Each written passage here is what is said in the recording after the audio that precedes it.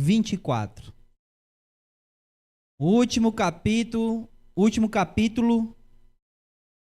do Evangelho segundo Lucas. Lucas, capítulo 24.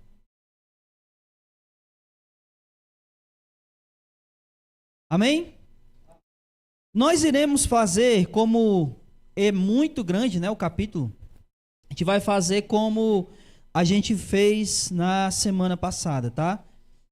À medida que a gente for lendo, a gente vai explicando. Então, primeiramente, incline sua cabeça, feche seus olhos, vamos orar. Amado Deus e Pai, graças, Senhor, nós te damos sobre a vida da igreja, o teu povo que somos nós. E somos gratos a Ti por cada benevolência, bondade, amor, graça e misericórdia com a qual o Senhor tem agido em nosso favor. Pai, em nome de Jesus, nós queremos pedir ao Senhor, com toda a humildade do nosso coração, que o Teu Espírito bendito e santo venha nos iluminar nesse momento. Assim como pedimos, ó Deus, durante todo esse estudo do Evangelho de Lucas, nós te pedimos mais uma vez que o Senhor nos ilumine, nos dê a capacidade de entendimento na Tua palavra e que ao entender, Senhor, a Tua palavra, Pai, nós possamos, não apenas hoje, não apenas essa noite, mas em todos os momentos onde nós aprendemos a palavra do Senhor, o nosso objetivo principal é colocarmos a palavra do Senhor em prática em nossas vidas.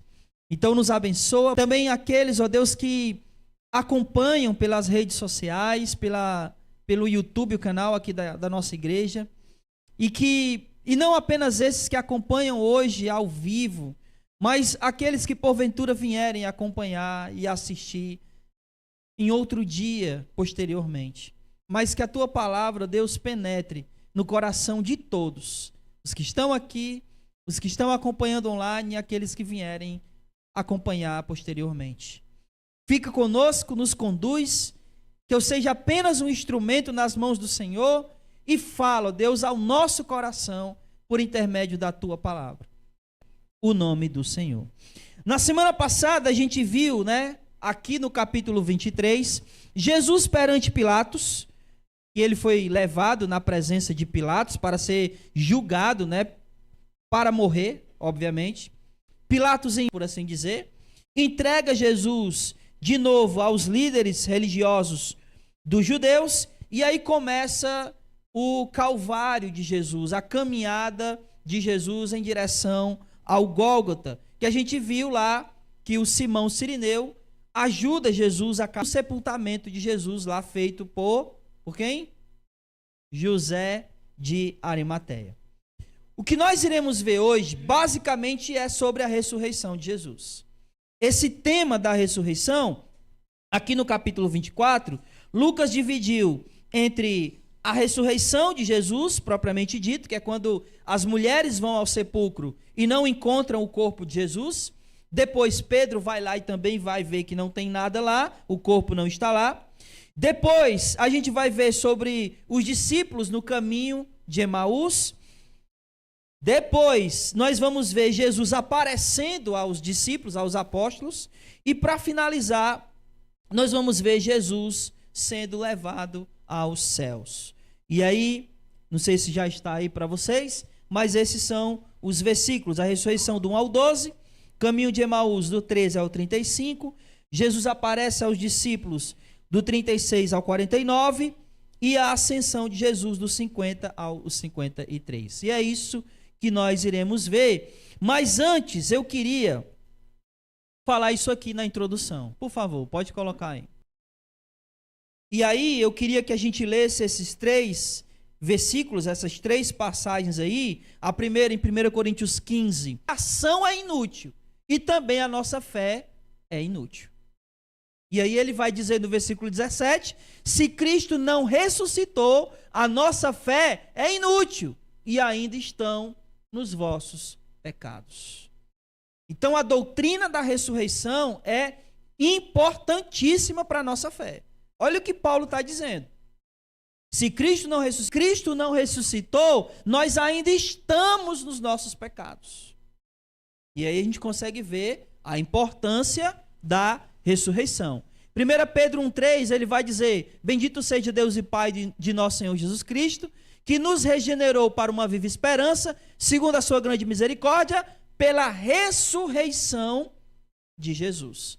Pedro está dizendo o seguinte, que a nossa esperança viva está na ressurreição de Jesus. A nossa esperança só é viva por causa da ressurreição de Jesus. E Paulo, ainda em Coríntios, ele vai dizer que se a nossa esperança em Cristo é apenas nessa vida, nós somos os mais dignos de compaixão, em outras versões, os mais miseráveis de todos os homens. Então, se a nossa esperança está apenas aqui e agora, então a gente é uns dignos de compaixão, uns miseráveis. Mas graças a Deus que a nossa esperança não é mental para a nossa fé. Então, agora sim, tendo dito isso, vamos para Lucas capítulo 24.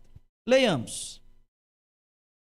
No primeiro dia da semana, bem de madrugada, a pedra do sepulcro removida, elas entraram, mas não acharam o corpo de Jesus. Então Lucas começa aqui dizendo o seguinte, que as mulheres, elas foram fazer aquilo que elas já haviam se preparado para fazer, que era preparar o corpo de Jesus.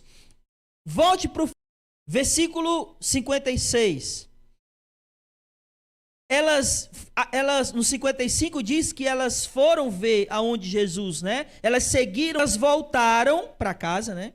E prepararam essências aromáticas e perfumes. Mas elas não puderam fazer logo isso, por quê?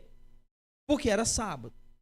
Então elas descansaram e no primeiro dia da semana, que dia é esse? Domingo, elas voltam lá para preparar o corpo. Colocar essas essências ou ungüentos aromáticos, enrolar com o pano de novo, e aí sim ele iria ser sepultado da maneira correta. Só que quando elas chegam lá, o que elas encontram? Elas só encontram o túmulo vazio. A pedra que estava fechando o túmulo havia sido rolada. Porque eu não sei se vocês sabem, né? Mas era uma pedra meio arredondada e ela era realmente rolada para um lado e rolada para o outro para fechar. Era necessário 3 a 4 homens para rolar essa pedra, mas quando ela chegou lá, somente o túmulo sem corpo. Versículo 5. Elas ficaram, versículo 4, resplandecentes, elas ficaram com medo. Abaixaram os olhos para o chão e eles disseram: por que procurar? Mas ressuscitou. Lembrai-vos de como vos falou, estando ainda na Galileia. Então 2 homens aparecem, 2 homens com roupas brancas resplandecentes, que deixam elas com medo, né? Ficam assustadas, e eles dizem essa frase: por que vocês estão procurando ele aqui? Por que vocês estão procurando Jesus aqui? Ele não está aqui. Que eu gostaria que a gente pudesse pensar um pouco. E vai ser talvez uma pergunta óbvia, né? Mas o anjo está falando aqui para elas, porque isso aqui, esses homens aqui de roupas resplandecentes eram 2 anjos. Mas eles estão falando para elas aqui algo como se fosse muito óbvio. Ora, por que vocês vieram procurar aqui? Vocês não deveriam ter vindo procurar ele aqui. Então, por que é que elas foram procurar ele lá? Não é óbvio isso? Elas acompanharam, elas seguiram José de Arimateia, viram ele depositando o corpo de Jesus lá. Então, o lugar que elas achavam que iria encontrar o corpo era lá. Então, mas o anjo está dizendo: por que vocês vieram procurar ele aqui? Vocês não deviam ter vindo procurar. Foram lá. Já que para o anjo é tão óbvio que elas não deveriam ter ido.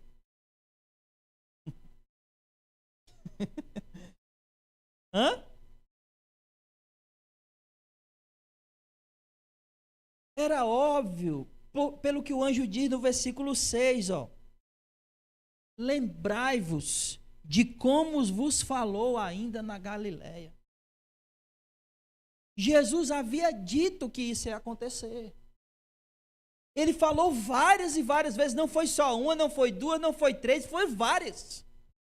O Filho do Homem vai ser entregue aos principais sacerdotes. Eles vão dar ele ao gentio, na mão do gentio, e ele será morto, será crucificado, mas ao terceiro dia ele vai ressuscitar. Jesus falou isso várias vezes. Muitas. Então elas não deveriam ter ido procurar ele lá. Por quê? Porque se elas tivessem crido, o que elas teriam feito? Hã? Não teria nem preparado nada. Mas o meu ponto aqui é exatamente essa frase, ó. Lembrai-vos. Lembrai-vos. Lembrai-vos de quê?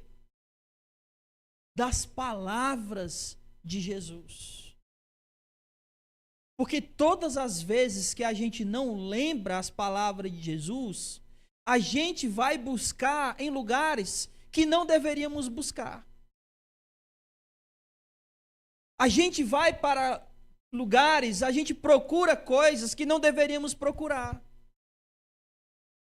A gente busca satisfação aonde não deveríamos buscar.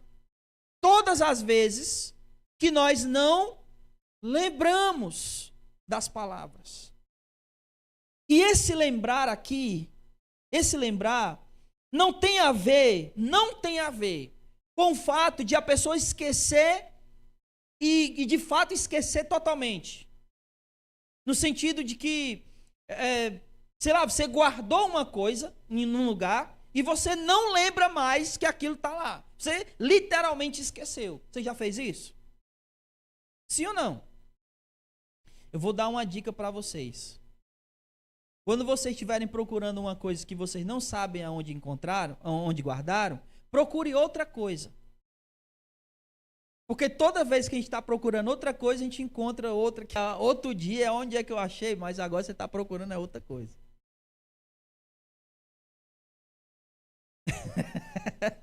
Ou então tá com óculos no rosto e cadê meu óculos, né? Mas o sentido aqui não é de lembrar de uma coisa que você havia esquecido. Esse não é o sentido. O sentido aqui é de você trazer isso à mente. É você pensar a respeito. Esse é o sentido. Pensem a respeito do que Jesus falou. É isso que ele está dizendo. Pensem a respeito. É algo que você já ouviu. É algo que você já sabe. Só que você não traz isso à sua mente. Isso não faz parte da sua memória, da sua meditação, da sua lembrança, do seu dia a dia. Não faz. Assim como não fez do delas. É isso que ele está dizendo quando ele diz, lembrai-vos, tragam à mente, pensem sobre isso, lembrem-se disso, vocês já sabiam, vocês só precisam trazer isso à mente de vocês, colocar isso no pensamento de vocês, fazer com que isso faça parte da mente, da meditação, do pensamento de vocês. E aí, o anjo ou os anjos, eles vão dizer exatamente o que Jesus havia falado. Mas antes da gente falar sobre isso, versículo 4 a 6. Não, pode passar, eu falo depois. Não, esquece não. Lembrai-vos do que ele falou na Galileia. Aí, antes que elas perguntem, mas o que foi que ele disse? Aí o anjo vai dizer. É necessário que o Filho do Homem seja entregue nas mãos dos homens pecadores, seja crucificado, ressuscite ao terceiro dia. Lembraram das palavras, elas começaram a pensar a respeito. Porque foi trago à memória delas. O anjo, como a gente costuma dizer, né, refrescou a memória. E aí elas começaram a pensar sobre isso, é verdade. Ele disse isso mesmo. Ele falou. Então, se ele não está aqui, a única coisa que pode ter acontecido é o quê? Ele ter ressuscitado, né? A palavra dele, que ele disse, se cumpriu. Então elas começaram a pensar, a lembrar a respeito. E é exatamente isso. Essa lembrança aqui é pensar. Voltando do sepulcro, anunciaram todas essas coisas aos 11 e aos... No momento que elas trouxeram a memória, ou seja, pensaram a respeito das palavras de Jesus, qual foi o próximo passo? Anunciar para contar. Quando nós pensamos a respeito, nós vamos e anunciamos. E se não estamos anunciando, isso significa o quê? Não estamos pensando a respeito, não estamos meditando sobre o Evangelho. Porque na hora que elas, puxa vida, era isso. Foi isso que o Senhor falou. Aí elas, na hora, voltaram. É engraçado, né, que elas anunciaram não para os descrentes, né? Quer dizer, foi, porque até então ele não estava acreditando ainda não.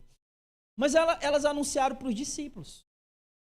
Porque é interessante como a palavra de Jesus, ela precisa continuar sendo lembrada pelos discípulos. É ou não? O que nós fazemos aqui quarta-feira após quarta-feira? Domingo após domingo? Quinta após quinta? Terça após terça? Não é lembrar as palavras do Senhor? Os discípulos precisam estar sempre lembrando. Paulo diz isso. Eu não vos canso de escrever, de falar as mesmas coisas. Porque o ser humano tem memória curta. E rapidinho ele esquece. Então ela foi lá e foi anunciar para os discípulos. Lucas, versículo 10, ele vai falar aqui, algumas mulheres foram Maria Madalena, Joana, Maria, mãe de Tiago, e outras que também estavam com ele. Uma coisa interessante aqui é que a mãe de Jesus não está aqui, né? Não, o Tiago aqui é o Tiago, irmão de João. Ou talvez o outro Tiago, porque vocês sabem que tinham dois, né? Então ele não definiu aqui qual Tiago, então pode ser qualquer um dos dois. Então, Maria Madalena, Joana, Maria mãe de Tiago e outras. Não tem a mãe de Jesus. Isso não é muito relevante, mas eu fiquei pensando. Provavelmente ela não foi, porque ela sabia que não ia encontrar ele lá.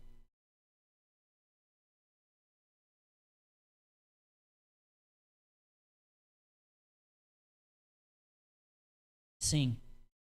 E colocava as palavras no coração.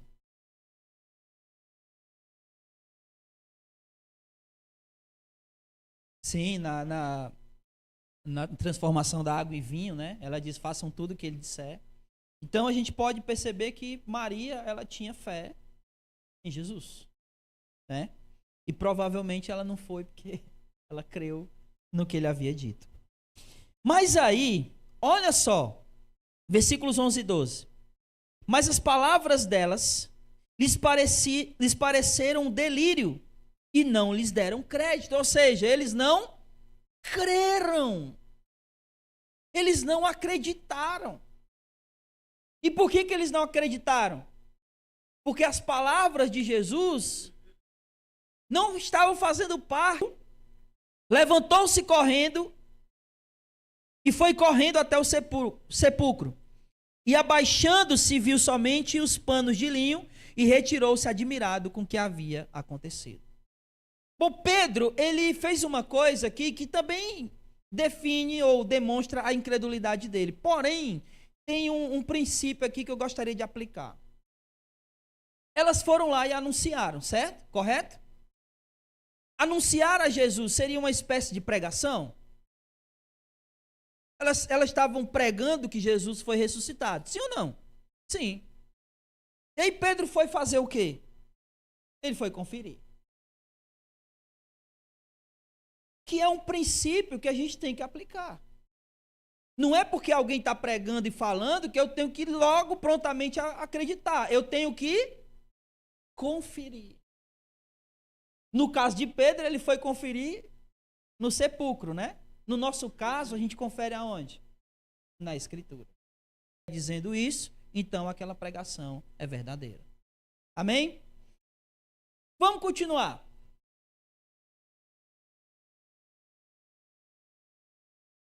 Nesse mesmo dia, versículo 13, e agora já é o caminho de Emaús. Nesse mesmo dia, dois deles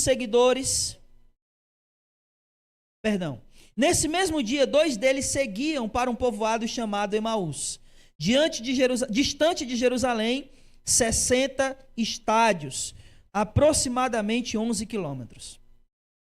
E iam comentando tudo o que havia acontecido. Deixa eu só falar uma coisa. Esses homens aqui, esses dois homens, eles, porque, olha, volte um pouquinho. Versículo 9. Voltando do sepulcro, anunciaram todas que faziam parte desses demais aqui. Faziam parte. Então, eles ouviram o que as mulheres disseram. Eles ouviram o que Pedro disse, porque Pedro foi lá e viu que não tinha corpo. E mesmo assim, o que eles fizeram? Eles foram embora. Ou seja, eles também não acreditaram. Vamos continuar. Versículo 15. Enquanto comentavam e discutiam, o próprio Jesus se aproximou e começou a acompanhá-los. Mas os olhos deles estavam como que fechados, de modo que não o reconheciam. Por que é que os olhos deles estavam fechados? Porque eles não creram, primeiramente nas palavras de Jesus, que havia dito que ia ressuscitar.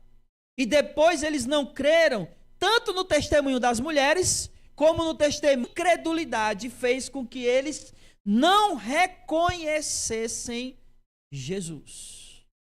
Que é uma coisa muito interessante. A gente vai ver um pouco mais na frente. Mas vamos lá. Versículo 17. Então eles lhe perguntou: do que estáis falando pelo caminho?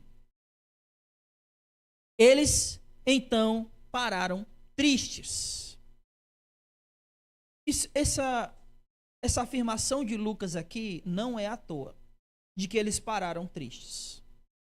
Essa afirmação de Lucas aqui demonstra o quanto aqueles discípulos estavam frustrados. O quanto eles estavam decepcionados. E eles vão declarar isso. Eles vão dizer isso. Olha só, um deles, versículo 18, chamado Cleopas, respondeu: és tu o único visitante em Jerusalém que não sabe das coisas que ali aconteceram nesses... As que dizem a respeito de Jesus, o Nazareno, que foi profeta poderoso em obras, palavras diante de Deus e de todo o povo, como os principais sacerdotes e as nossas autoridades o entregaram para ser condenado à morte e o crucificaram. Nós esperávamos que fosse ele o que traria a redenção a Israel. Além disso, já faz 3 dias que essas coisas aconteceram. Qual era a frustração deles? Olha que coisa interessante.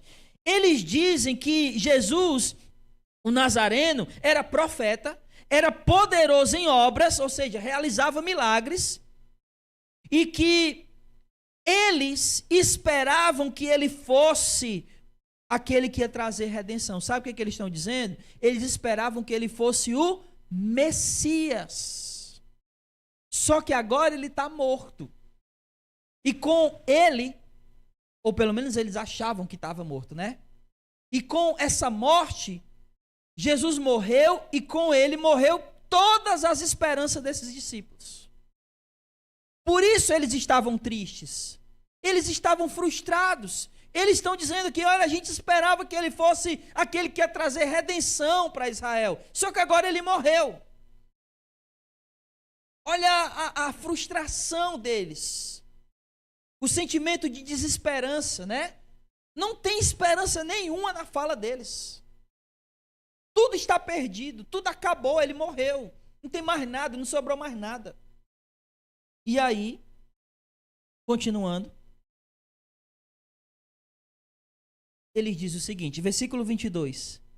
Também é verdade que algumas mulheres do nosso meio nos encheram de espanto, pois foram de madrugada ao sepulcro dele, e não achando o corpo, voltaram afirmando o sepulcro e confirmaram que as mulheres haviam falado, mas não o viram. Está vendo? Eles estavam lá. Eles estavam lá no meio deles quando as mulheres vinham. E mesmo assim eles foram embora. Eles não creram. E isso aqui, irmãos, é algo assim muito assustador. Porque, eles conheciam a Jesus, eles andaram com Jesus, eles sabiam as obras que Jesus realizou, eles conheceram os milagres que Jesus realizou, eles ouviram as palavras de ensino de Jesus e ouviram as mulheres dizer que ele havia ressuscitado, viram Pedro dizer que não tinha corpo e mesmo assim eles não creram. Não adianta só a gente saber sobre Jesus e saber tudo que ele fez e faz. É necessário crer. Porque enquanto não se crê, os olhos estarão fechados. E não se poderá contemplar a Jesus. Apenas uma história. Apenas, como ele disse, né? Apenas um profeta. Alguém poderia dizer isso, né? Então não adianta só saber. É necessário crer. E quando se crê, os olhos se abrem. E nós reconhecemos a Jesus como de fato ele é. Amém, irmãos? Aí Jesus, versículo 25. Agora parece que Jesus é que se frustrou.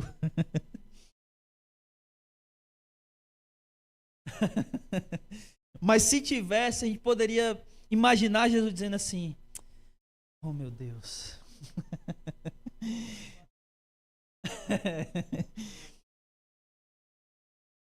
Olha o que ele diz, porque não é só as palavras de Jesus nos ensinos. Jesus ensinava para eles o que estava escrito no Antigo Testamento.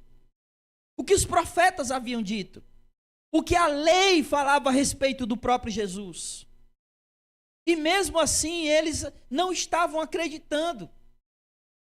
E olha só, versículo 26. Acaso o Cristo não tinha que sofrer essas coisas e entrar na sua glória? Ele está dizendo, olha, não era necessário que o Cristo morresse.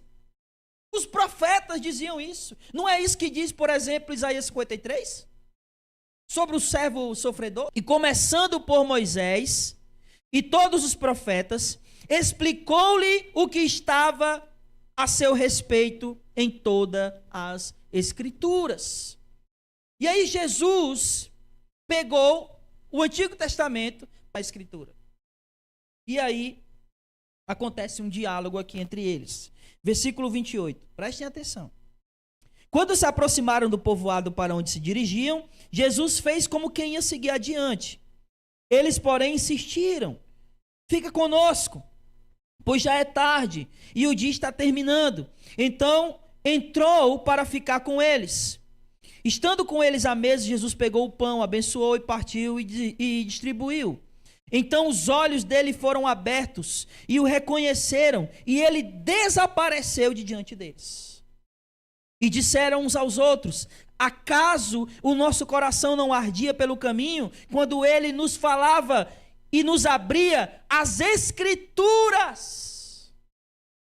Visto os milagres, ouviram das mulheres que ele havia ressuscitado, ouviram de Pedro que não tinha corpo, não reconheceram Jesus diante deles, e eles só creram a palavra de Deus para eles.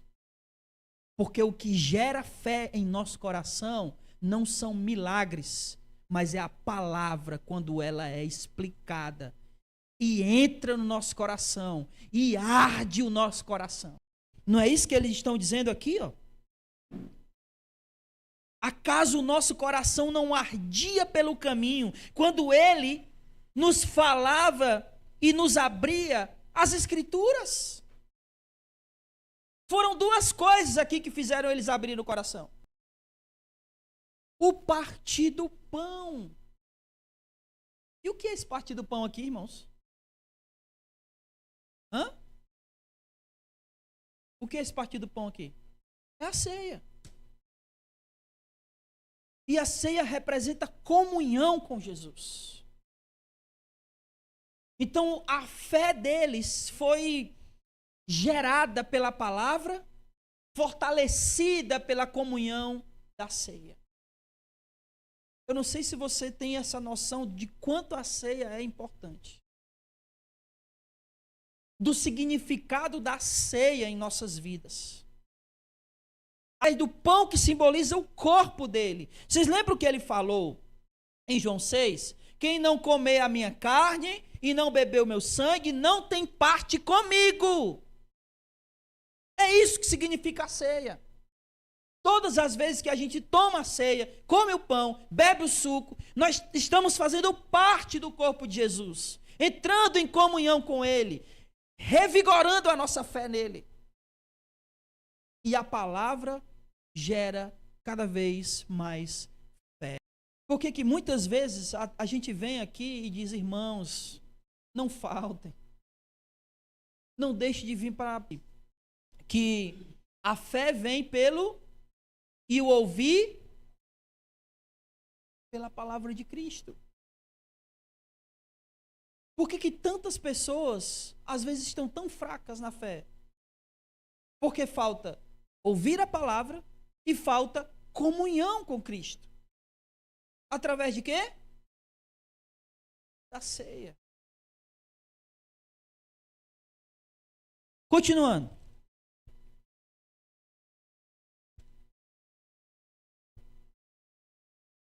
Parem em que versículo, hein?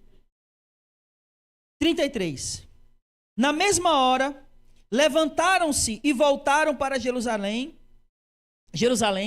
e encontraram reunidos 11 e os que estavam com eles, os quais diziam, é verdade, o Senhor ressuscitou e apareceu a Simão. Aqui Jesus já havia aparecido para Pedro, né?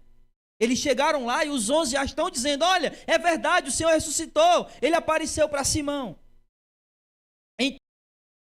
Como reconheceram no partir do pão. Porque eles estavam em comunhão com o Senhor. A comunhão com o Senhor, mediante a pregação da palavra, fez com que eles tivessem com os olhos abertos. Amém? Um outro detalhe importante é que na hora que os olhos deles foram abertos, qual a primeira coisa que eles foram fazer? Para quê? Para contar que Jesus havia ressuscitado. Quando os nossos olhos são... E eles foram falar para quem? Para os discípulos. Para quê? Para que a fé deles fosse fortalecida. Nós precisamos fazer isso uns com os outros. Quando os nossos olhos são abertos para a verdade do Senhor, nós precisamos compartilhar isso. Você já leu a Escritura num lugar e você... olha que coisa legal.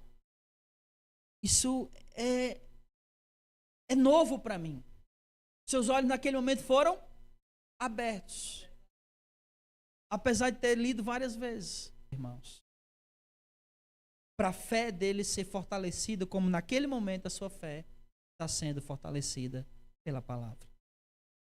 Amém? O que nós adquirimos de conhecimento da palavra de Deus precisa ser compartilhado com os outros, para que os outros sejam fortalecidos, assim como a nossa fé é fortalecida. Pode falar, eu sei que você quer falar.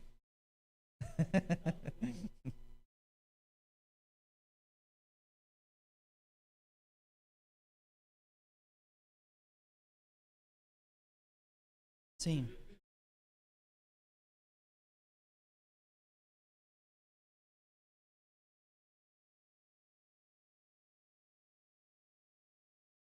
Sim.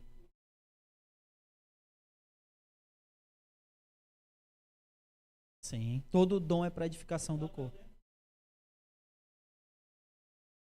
E a profecia ali em Corinto não é adivinhação. Não é aquilo, olha, tá. É a palavra sendo anunciada. Porque profecia não é adivinhar o futuro. Adivinhar o futuro é adivinhação. E isso é condenado na Escritura. A profecia é a vontade de Deus sendo anunciada para hoje ou para o futuro. Mas não é adivinhação de futuro. Então, a profecia dita lá em Corinto é pregação da palavra. E aí, quando a pregação da palavra... Lá em Corinto, capítulo 14, ele vai dizer que a igreja é edificada e os descrentes, os segredos do coração são revelados. E aí eles se convertem ao Senhor. Isso mediante a pregação da palavra, que é a profecia. Amém? Terminamos aqui, né? O versículo 35. Agora Jesus aparece aos seus discípulos. Versículo 36. Enquanto ainda falavam nisso, eles ainda estavam lá com aqueles dois que haviam chegado de Emaús, né? Enquanto eles estavam dizendo isso, Jesus, o próprio Jesus, apareceu no meio deles e disse: Pai seja convosco. Mas eles, assustados, com medo, pensaram que estavam vendo algum espírito. Mas olha que coisa doida, meu irmão. Os cabas que estavam lá, os olhos foram abertos, ainda estavam com medo. Será que é um espírito? Será que é Jesus? Olha só, versículo 38. Ele, porém, disse: Por que estáis angustiados? Porque surgem dúvidas em vosso coração. Olhai as minhas mãos, os meus pés. Sou eu mesmo. Apalpai, me vede. Porque o espírito não tem carne nem osso, como percebeis que eu tenho. Olha, Jesus chegou para ele e disse: olha, minha mão está cheia de buraco. Olha os meus pés. Toque em mim aqui. Veja que tem carne, veja que tem osso. Não é um espírito, sou eu. E aí Jesus, para provar que era ele mesmo, disse o seguinte. Versículo 41. Admirados, olha só, admirados e ainda sem acreditar, por causa da alegria, Jesus lhe perguntou: Tens alguma coisa para comer? E lhe deram um pedaço de pão. Daí tem? Eu vou comer aqui na frente de vocês para você ver que sou eu. Porque o espírito não come.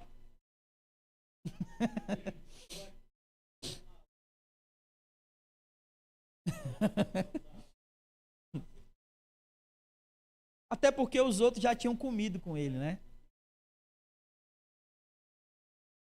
Mas aí, Jesus precisou, olha só, mostrar os pés e as mãos, dizer: me apertem aqui para vocês verem que tem carne e osso. Traz alguma coisa aí para me comer, para vocês verem que realmente sou eu. Porque eles não estavam crendo que ele havia ressuscitado. Eles ainda estavam sem acreditar. São essas palavras que vos falei, estando ainda convosco. Agora Jesus vai novamente agora para eles. Pregar o que para eles? A palavra. E mais do que isso, ele vai demonstrar o que é o evangelho. Olha só.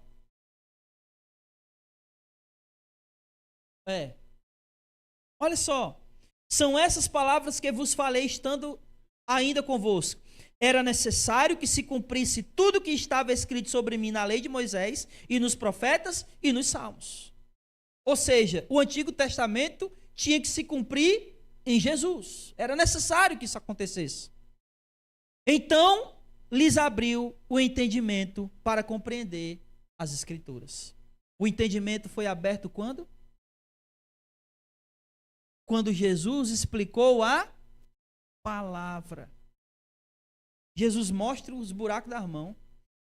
mostra os pés, manda eles apertar eles, come na frente deles, mas o que faz eles entenderem é a pregação da palavra. O que faz eles crerem é quando Jesus explica a palavra. Que era necessário que os profetas, a lei, os salmos, tudo que está escrito a respeito de Jesus se cumprisse nele. Versículo 46. E disse-lhes, está escrito que o Cristo sofreria e ao terceiro dia ressuscitaria dentre os mortos. E que em seu nome se pregasse arrependimento para a redenção dos pecados, e todas as nações, começando de meu Pai, mas ficai na cidade, até que do alto sejais revestidos de poder. Quando os olhos deles foram abertos, Jesus deu duas coisas para eles. A primeira, eles deu uma responsabilidade. Qual foi? Pregar o evangelho. Sejam minhas testemunhas. E eles tinham que pregar o quê? Versículo 47. Que em seu nome se pregaria arrependimento para perdão de pecados. E esse arrependimento para perdão de pecados, ou seja, esses pecados, só seriam perdoados pelo sacrifício de Jesus e pela ressurreição de Jesus. E a segunda coisa que Jesus deu para eles, a primeira foi responsabilidade. Vão e sejam minhas testemunhas. Preguem. A segunda, eles deu uma promessa. Qual foi a promessa? Ficai na cidade até que do alto sejais revestidos de poder. Qual era a promessa? O Espírito Santo. Como ele fala em João, tanto no capítulo 14, Evangelho de João, como no capítulo 16, que ele vai dizer que ele está indo para o Pai, mas ele não deixaria os discípulos órfãos. Ele enviaria o Consolador, o Paracletos. E Jesus está prometendo que vai derramar sobre eles o Espírito Santo. Promessa essa que se cumpre aonde? Em Atos capítulo 2. Não sei se você sabe, mas o Evangelho de Lucas é como se fosse o primeiro livro de Lucas, escrito por Lucas. O segundo livro é Atos. O livro de Atos é uma continuação do Evangelho de Lucas. Ele começa exatamente aonde o Evangelho de Lucas termina. Os dois foram escritos por Lucas, os dois foram escritos para a mesma pessoa. Foi escrito para quem? Teófilo. Então, o Evangelho de Lucas é como se fosse o livro 1 aqui do Espírito. Ela é concretizada no capítulo 2 de Atos, quando eles são revestidos de poder. Quando o Espírito desce sobre eles e eles são revestidos de poder. Essa promessa e essas duas coisas aqui que Jesus está fazendo, né? Essa responsabilidade que Jesus está dando e a promessa que ele está fazendo, não é só para os apóstolos. É para todos os discípulos dele. Recebem o Espírito. Então, essas duas coisas que Jesus dá, a responsabilidade e a promessa, é para todos aqueles que são discípulos de Jesus. Para concluir, Jesus vai, as mãos os abençoou. E aconteceu que, enquanto os abençoava, afastou-se deles e foi levado ao céu. Depois de o adorar, eles voltaram com grande alegria para Jerusalém e estavam continuamente no templo, bendizendo a Deus. Aqui, né, como eu disse, que o Lucas o Evangelho de Lucas é o livro 1 e Atos é o livro 2. Aqui não está dizendo, mas em Atos vai dizer que da mesma maneira que Jesus subiu, ele vai voltar. No livro de Atos, parece até que eles ficam assim meio perplexos, olhando para cima, né? Paralisados. Aí o anjo diz, por que vocês estão aí? Se fosse aqui no Ceará, o anjo dizia, por que vocês estão aí meio abestalhados olhando para cima? Mas por que vocês estão aí olhando para cima? O anjo diz isso para eles. Esse Jesus que vocês viram subir, voltará da mesma maneira que vocês viram ele subir. Então, assim como Jesus foi levado ao céu, ele voltará. E aqui eu queria que a gente prestasse atenção em duas coisas. A primeira está aí no versículo 52, que diz que depois de o adorar, eles voltaram com grande alegria para Jerusalém. Por que eles estavam felizes? Creram em quê? Eles creram. Eles estavam felizes porque Jesus havia ressuscitado. Essa era a alegria deles. A alegria deles é... A nossa alegria não deve ser em coisas, em estado de espírito. Hoje eu estou triste, hoje eu estou alegre. A nossa alegria não deve depender das consequências da vida. A nossa alegria deve estar no Senhor que vive. É como Jó disse: eu sei, posso crer no amanhã. A nossa felicidade, a nossa alegria é porque o nosso Senhor vive. Essa era a alegria deles, né? Voltaram alegres. Porque Jesus diz: por que vocês estão angustiados? Eles estavam angustiados porque no coração deles ainda não havia a certeza. Só que agora eles têm certeza. Porque agora eles creram. E agora eles estão não mais angustiados. Estão como? Alegres. Porque o Senhor vive. E a segunda coisa que eles fizeram, 53, estavam constantemente no templo bendizendo a Deus. O Senhor vive? Isso é motivo de adorar o Senhor. Constantemente. Constantemente no templo adorando o Senhor, porque Ele vive. Você crê que Ele está aqui? A gente crê que Ele vive se agindo constantemente, porque Ele vive. E se Ele vive, Ele reina. O que aprendemos hoje? A palavra de Deus. Para não fazermos buscas erradas ou escolha de lugares errados. A palavra deve sempre estar em nossa mente. 2. Quanto mais pensamos no Evangelho, quanto mais ele está em nosso coração, mais iremos anunciá-lo com urgência. 4. Toda a Escritura fala de Jesus, por isso temos que estar em comunhão com Ele, através da sua palavra e da ceia, para que os nossos olhos fiquem abertos para sempre ver e reconhecer o Senhor. 5.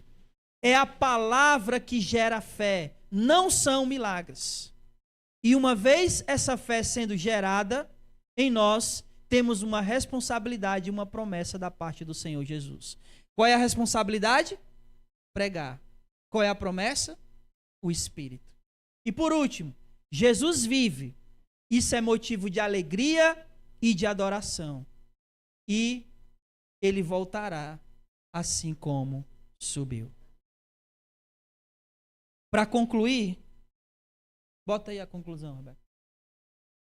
Durante esses 1 ano e 3 meses que estivemos estudando o Evangelho de Lucas, aprendemos muitas coisas, como por exemplo, coisas sobre o nascimento de Jesus, seu batismo, o início de ministério, sobre toda a sua obra, seu ensino, como cuidou das pessoas, alimentando, curando, realizando assim muitos milagres, como também fez muitos sinais e maravilhas, como dar ordem ao vento e ao mar. Mas nessas últimas semanas, ou nesse último mês, vimos sobre sua obra vicária, ou seja, sua obra de nos substituir na morte, trazendo assim perdão para os nossos pecados. E hoje vimos a penúltima parte dessa, estaríamos perdidos. Sem ela não teria perdão, salvação e muito menos vida eterna. Mas ele ressuscitou. Ele vive e posso crer no amanhã. A nossa esperança está na ressurreição de Cristo. Ele voltará. Pensemos isso e guardemos isso em nosso coração. E como eu disse, a ressurreição é a penúltima parte. Porque a última parte é a volta dele. E nós estamos aguardando ansiosamente a volta do nosso Senhor, que virá nos buscar para vivermos com ele na glória pelos séculos dos séculos. Amém. Fique de pé aí no seu lugar. Pai,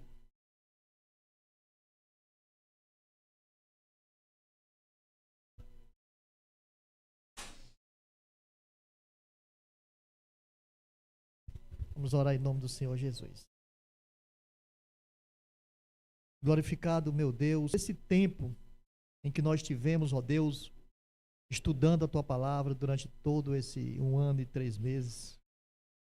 Nós sabemos, ó Deus, quantas lições veio ao nosso coração. Mas, em suma, Senhor, pedimos que o Senhor nos ajude nessa caminhada e que cada dia, ó Deus, possamos nos lembrar, trazer à memória os Teus ensinos. Sim, Senhor, e nós continuamos rumo à vida eterna, porque todas as coisas vêm do Senhor. Obrigado, meu Deus, por nos ensinar através da Tua Palavra. Que a Tua graça e misericórdia sempre seja com cada um de nós. Abençoa, Pai, toda a Tua igreja. E que cada dia, Senhor, nas nossas caminhadas, nos nossos dias, nós possamos sempre estar lembrando de quem é o Senhor. Muito obrigado, meu Deus. Em nome de Jesus eu te agradeço, hoje e eternamente. Amém. Louvado seja o nome do Senhor.